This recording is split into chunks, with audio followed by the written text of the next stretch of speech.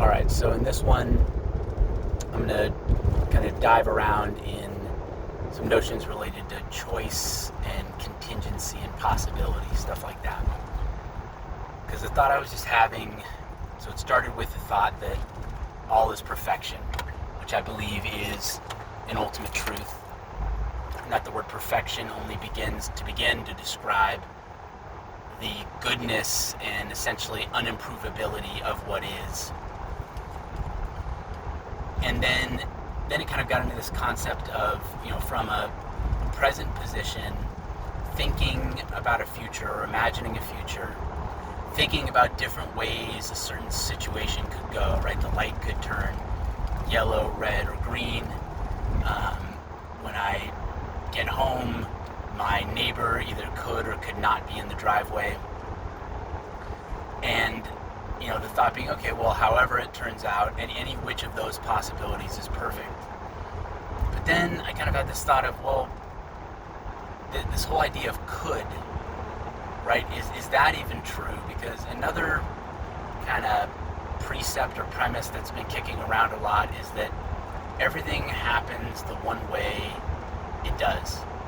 And that all notions of contingency or possibility or alternative are always acts of the imagination, always workings of a mind that wants to maintain some degree of control and predictability over the universe. And so it has concepts like choice and possibility and options, things like that it loves to play around with, because again, they feed into kind of this unspoken premise that, yes, like we can choose what's going to happen, we can predict what's going to happen, as opposed to a different viewpoint, which is maybe a little scarier for the mind to hold on to, maybe even almost to some degree impossible for the mind to hold on to, which is that everything is occurring exactly as it does, only a one way, right, which if you wanted to characterize it would be perfectly, that essentially all the mind does is witness the occurring of it, and the mind is also an occurring of it. So the mind is the aspect of the occurring that seems to be witnessing the occurring. And then all stuff about, hey, the light, what color is the light going to be, what's the state of my neighbor's driveway going to be, are all just imaginings in the mind that don't really correspond to a reality other than in the moment the mind engaging in its speculation. So in other words, the mind wants to think, okay, well, there's possible worlds. There's a possible world where the light is green, the light is red, or the light is yellow. There's a possible world where my neighbor is in the driveway when I get back, or the neighbor isn't in the driveway when I get back. But maybe the more realistic viewpoint, the one that aligns with reality more, is to say that in a given moment of time when the mind is active, the mind can almost divide itself into these facets, right, into kind of different parts of a jewel or part of like a disco ball mirror. And it has this kind of wild ability to throw up different imagined states of the world there. But those are always occurring in the moment of the imagining, right?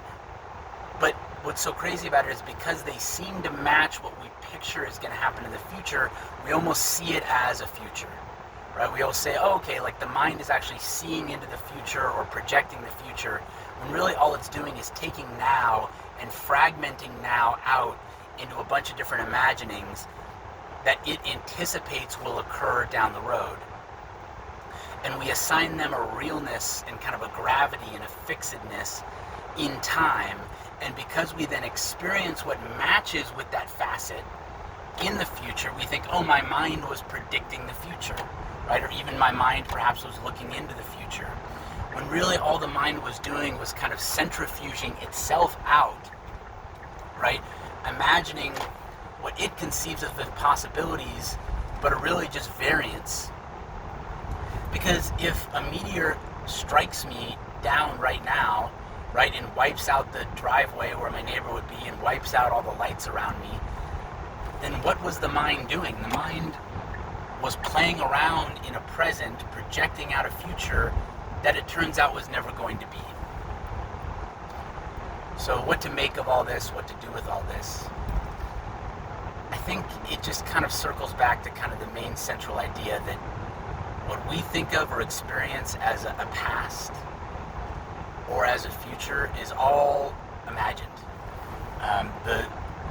Maybe the most realistic model of what it is like to be in a mind and a body experiencing the world, maybe the most faithful model of that is just this eternal kind of point, this eternal perspective that only has access to now, and what it experiences in now in terms of form is constantly changing. For example, sometimes what my mind and body are experiencing are being present, looking out on the world, using my physical senses to receive the image of a palm tree, the sound of an air conditioner whooshing, right? The smell of the upholstery, right? So the mind is synced with the idea of being in a physical time and space, and with engaging with the time and the space that is most immediately available to my senses, right?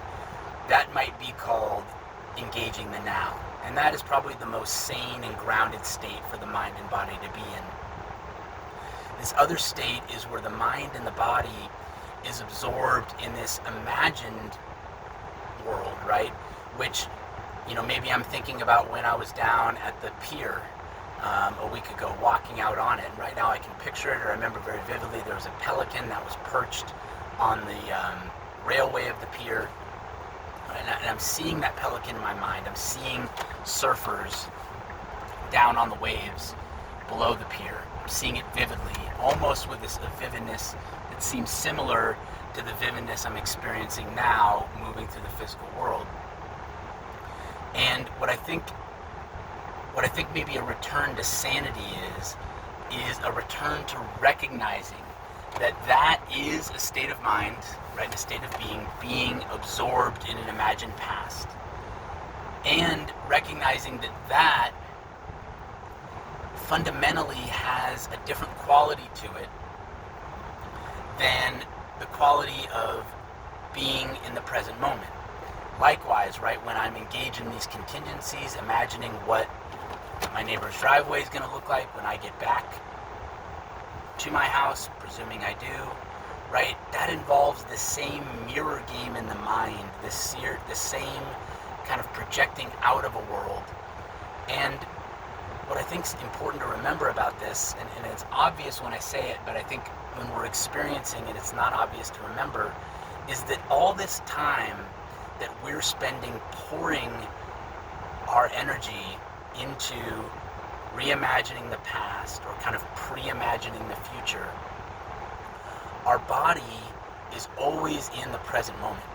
And the present moment, the experience of now, the physical experience of now, is always available and is always to some degree being received by the body.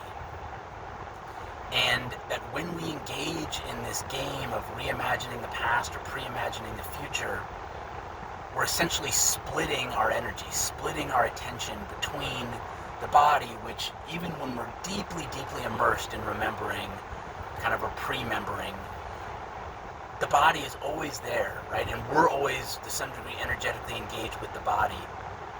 And it's this splitting or dividing of our attention, this pouring of our energy simultaneously into the body and into the imagining of the past or the future that can create these senses of division within us. I think it creates a certain grogginess, sometimes a degree of intoxication. I know that I can get profoundly absorbed in the acts of reimagining or pre-imagining, and it leads to a lot of suffering, a lot of confusion, a lot of angstiness. I get attached to the act of doing it. I think candidly I get addicted to both of those things, the pre and the re. And the more I feed into that addiction, the more time I spend absorbed in anything other than the physical sensory experience of now, the more I suffer in the moment and the more I set myself up for suffering in the future, because all addictions are hard to break. And when I'm pulled out of my addictive state, right, when I'm in my state of absorption in the past, I'm thinking about that pier and that pelican, and then someone in my present moment tries to get my attention, I can be irritable about it. I can almost feel like I was peeled or torn away from from what I was absorbed in, and now I'm being brought here, and I begrudge that, and I'm upset about that. Or I'm imagining the future, right? Planning something that seems really important to me, and then boom, same thing, I get pulled away from that to something in the past. There's a feeling of resentment sometimes toward the thing in the present moment that brought me back. And if we go back to that original premise that all is perfection, right, and then all is occurring one way, then what that really leaves me with in terms of choice is not really about choosing a particular present or trying to dictate a particular future, right? I think that is really a figment of the imagination. The choice we have is kind of a twofold choice, a recognizing, maybe it's really one, but let me play with the idea of two. One is recognizing how our energy and our attention is divided in the given moment, right? So I kind of come to and I go, okay, I realize I'm somewhat engaged in my bodily environment, but I'm also to some degree, that's what I was doing. I was thinking about a test I took in school how many years ago. Remembering it, remembering how it felt. Maybe I'm thinking about a way I wish I'd handled it differently, something like that. So I recognize that I've got my mind, my mental energy, and maybe even my physical energy pouring into something other than the present moment. And then step two, if there is a step two, is making the choice. And maybe what it is really more of kind of a commitment to re-engaging and to re-pouring myself into the present moment. And this, I think, is really foundational to what Buddhism is about being here and now, right? Being in the Dharma that is the physical and mental experience of the here and the now.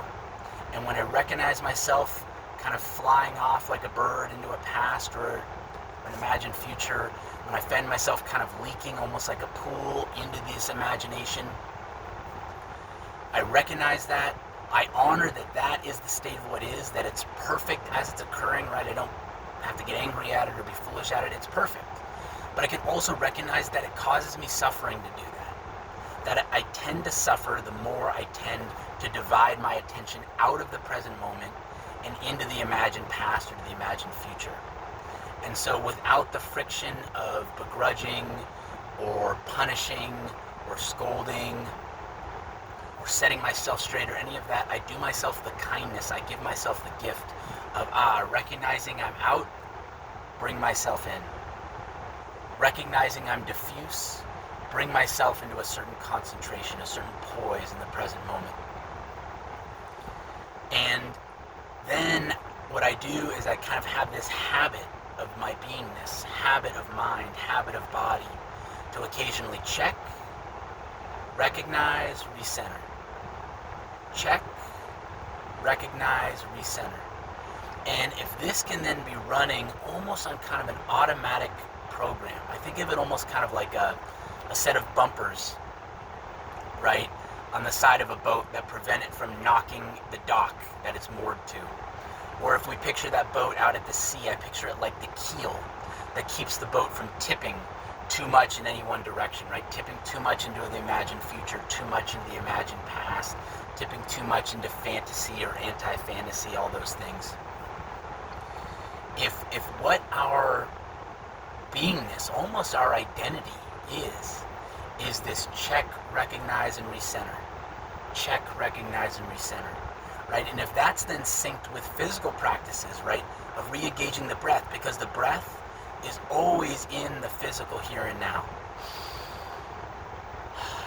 Right? With re-engaging with the body, which is always in the physical here and now, right? Feeling into the tips of my fingers, feeling into the tips of my toes, the soles of my feet, the crown of my head, and everything in between. Right? Recognizing the people and the voices, right, and the beating hearts that are in the here and the now. If we make this to some degree our dogma, this to some degree our religion, the here and the now, not believing anything about it, not necessarily extolling anything about it, but recognizing it after time and time, after trial and error, after how many days and weeks and months and years of experiencing being alive, and no longer being able to not to deny that our suffering is our leaving, and our peace is our return. And that doesn't mean that it always feels good when we come back to the body, but that if what feels bad is going to stop feeling bad, it's going to be in our returning and our engaging with it, not our fleeing from it, or trying to fix it in some dojo or workshop of the mind, some fantasy land, where we leave our physical bodies unconsciously and kind of fritter our time away up there. And so the next time you find yourself fretting over possibility, fretting over contingency, fretting over will it be this way or that way, should it be this way or that way, check, recognize, return. Feel the breath. Feel the body. Feel the heart thumping along, right, like a drumbeat of time itself. And just remember that this is your home. This is your kindest way of being present here and now. And if there's pains and frustrations and annoyances and even unbearables in the here and now, remember that each time you return, and each time you feel into them, and each time you engage them, each time you acknowledge their realness, right, their there-ness, their isness, right, you move yourself closer and closer, right, to the state of releasing them, to the state of healing them, right, and that each time you come back, right, it's perfect no matter what, so why not choose the path that in the now, right, and in the moments to come, and the nows to come, that you know over time is going to result in less and less suffering, more and more peace, more and more presence, and that's being in the here and the now, right? So if we ever needed a reason, right, a motivation to re-engage in the here and the now, just notice how fragmented and how frittered and how afraid we become when we lose ourselves to our imaginations and to our fantasies. And make that commitment, make that promise to yourself as your own keeper, right, as the captain of your ship, the ship of your beingness, right, that you're going to put out your bumpers when you're in your dock, right, that you're going to keep that keel on the bottom of your boat. And if we check, recognize, remember, breathe, and beat with the heart, and don't turn this into another ego game if we can, or if we notice it's an ego game, let it go. Right, there's no need for a system of rewards and punishments to make this happen. That just gets into the imagining things should be different than they are, right? Taking issue with what is. Feel a little bit like Matthew McConaughey right now. Oh, God.